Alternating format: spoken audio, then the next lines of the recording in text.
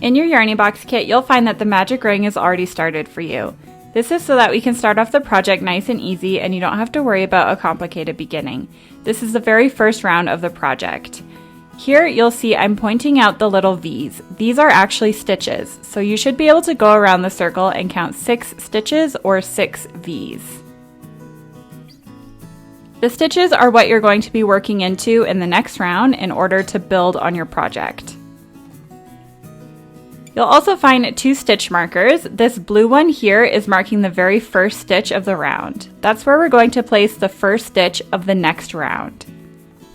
The green stitch marker is marking the loop in which you're going to place your crochet hook to start working. You can see here that you can actually tighten and loosen this loop by pulling on the string that's attached to the ball of yarn.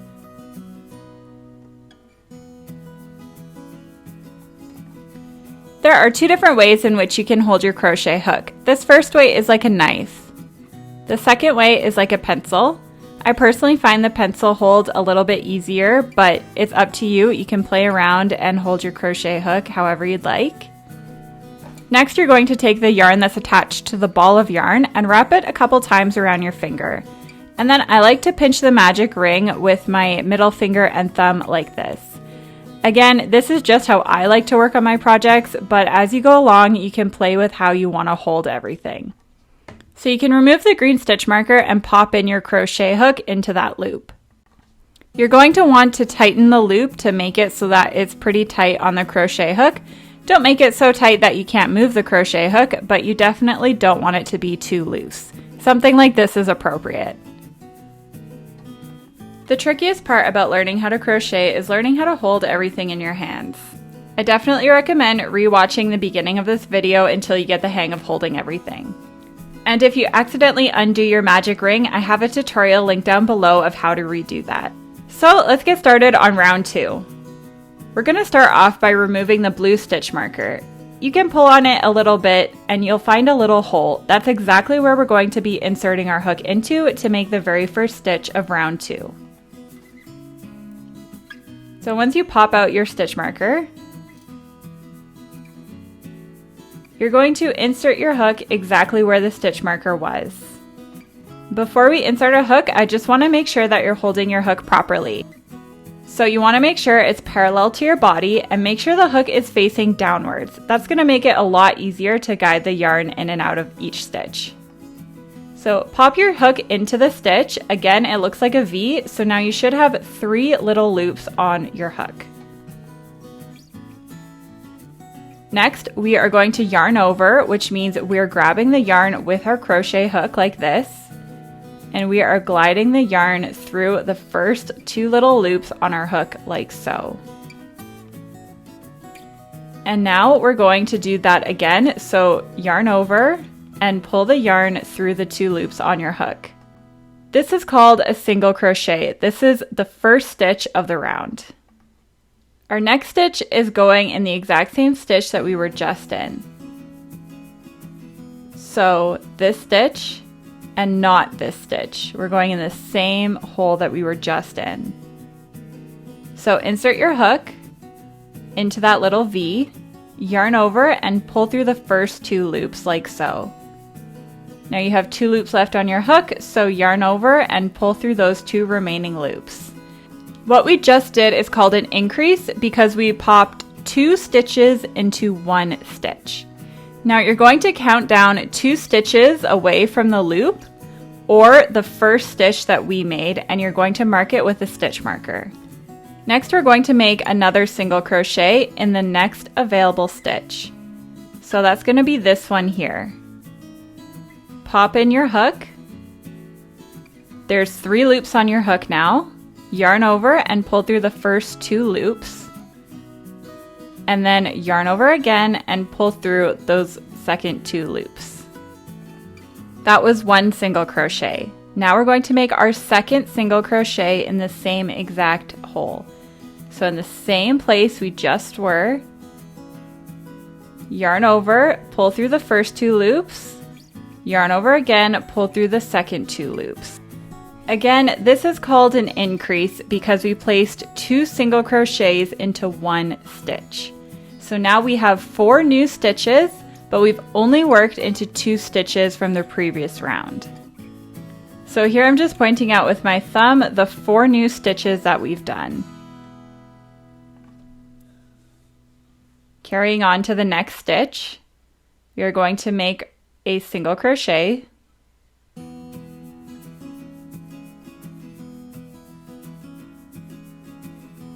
And now we're going to make a second single crochet in the exact same hole.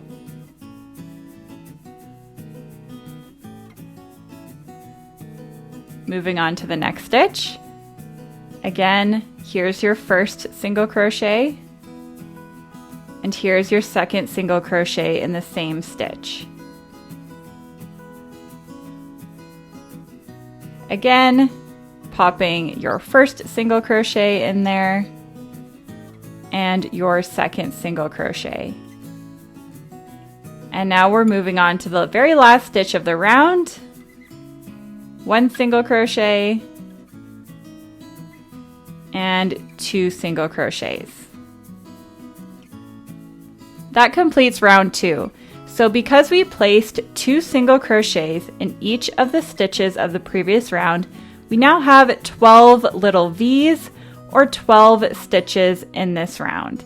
So you should be able to go around and count 12 stitches.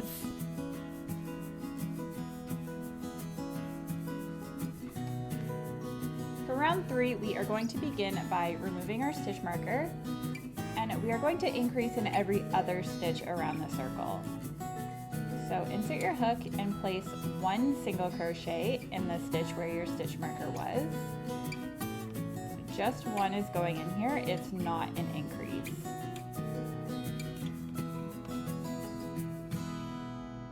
So that's 1 single crochet, and then we are going to pause and mark this stitch. In the next stitch, we are going to make our increase. So place 2 single crochets in this stitch. So that's 1 and 2. Then in the next stitch, make 1 single crochet. And in the next stitch, make an increase. So working 2 single crochets in that same stitch. Then in the next stitch, make a single crochet, and then make an increase in the next stitch.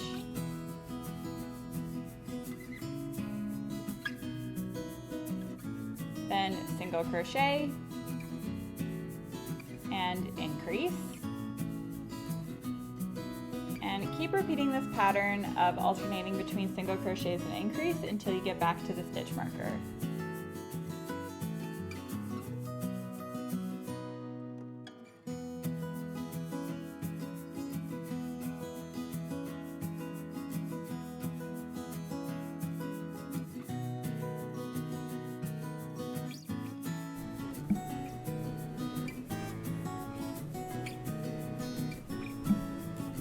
Now that we've completed round 3, we should have 18 stitches in our circle here. For round 4, we are going to be increasing in every 3rd stitch around, which will give us a total of 24 stitches at the end of it. So begin round 4 by removing your stitch marker and placing your first single crochet of the round. Then mark that stitch with a stitch marker.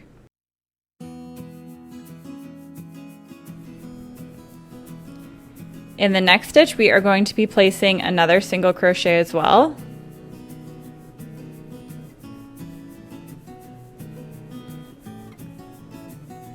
Then in the next stitch, we are making an increase.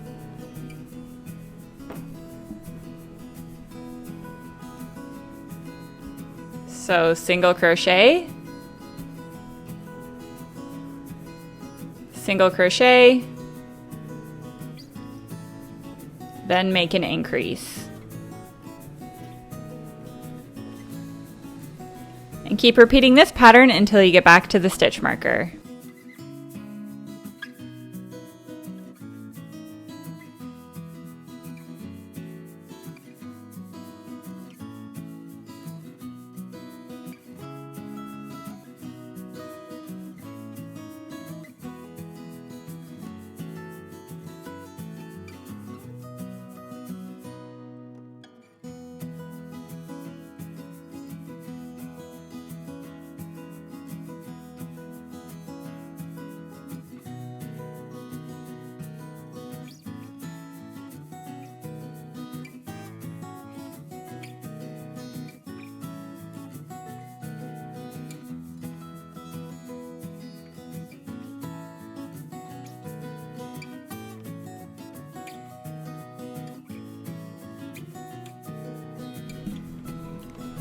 We are now coming up on the end of round 4 and we should have 24 stitches. For rounds 5 to 9, we are not increasing at all anymore. We are just doing 1 single crochet in every stitch around the circle. So I'll do the first round with you and then I will speed up the camera. Again, that's 5 rounds of just basic single crochet in every stitch around. So for round 5 here, we are going to make a single crochet and then mark that stitch.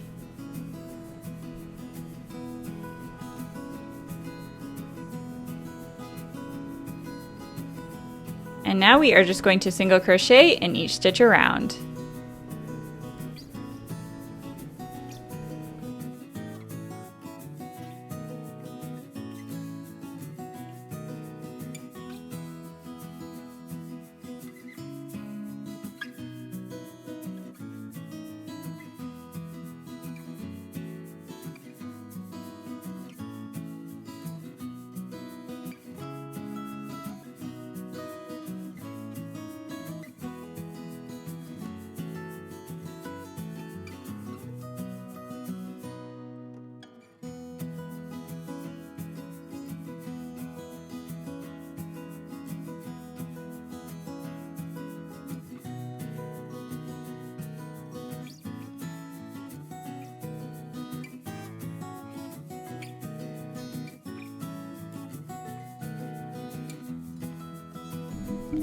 You should still have 24 stitches at the end of this round. For the next 4 rounds, we're doing the exact same thing.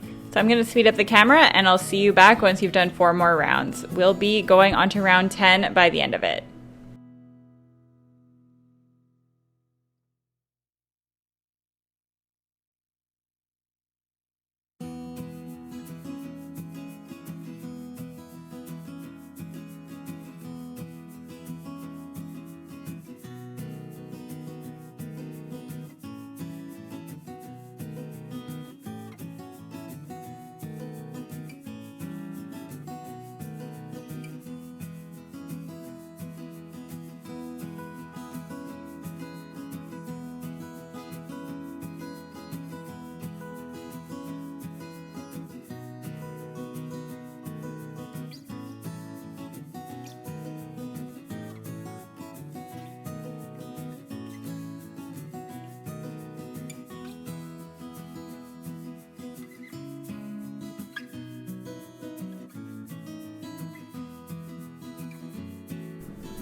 Before we carry on, I'm going to weave in my end here. So I'm going to take my yarn needle from my Yarny Box kit and weave on that middle piece onto the needle.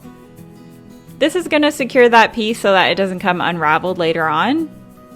To weave it on, I find it easier to bend the yarn in half and then kind of wiggle it onto the yarn needle. And then pull that center tight, and you're just going to poke the needle in and out of random holes in the bottom. I like to do this about 7 or 8 times just to make sure that it's super secure.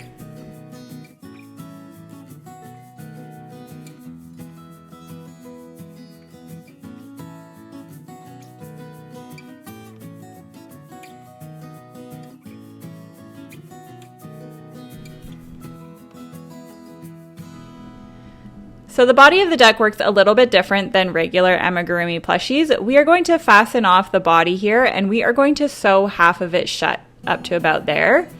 And then we are going to continue on with the head. So we're going to count out 6 stitches on one side so that we put a stitch marker in the middle and only sew half the body shut.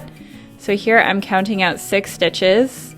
But it's technically 12 because we're using both sides. Just make sure that you leave 12 stitches in total unsewed for the head. So place a stitch marker there at the 6th stitch, but going across both sides. So there you can see this is where we're going to be doing the head, and you should have 12 stitches. So we're sewing this side shut and leaving this side open. We can now cut our yarn, leave a long tail about 10 inches or so for sewing, and then to fasten off, we're just going to pull the yarn through the loop that's there, and that's going to secure it all in place. And then grab your yarn needle and thread your yarn with it. To sew this shut, we are just poking the needle through both sides, just like so, and pull the yarn through, and that's going to create a whip stitch. Just make sure you sew through every stitch.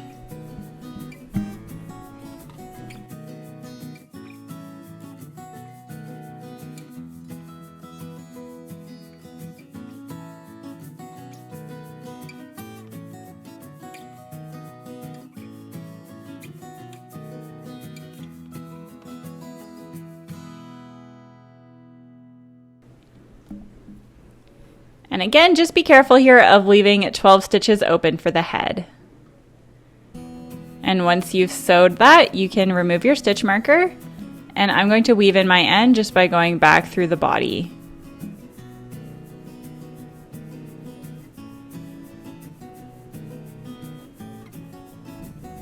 In part 2, I'm going to show you guys how to make the wings, the bill, and sew the duck together, and then we will make the bucket hat for Dwight the duck. I'll see you there. It's linked down below.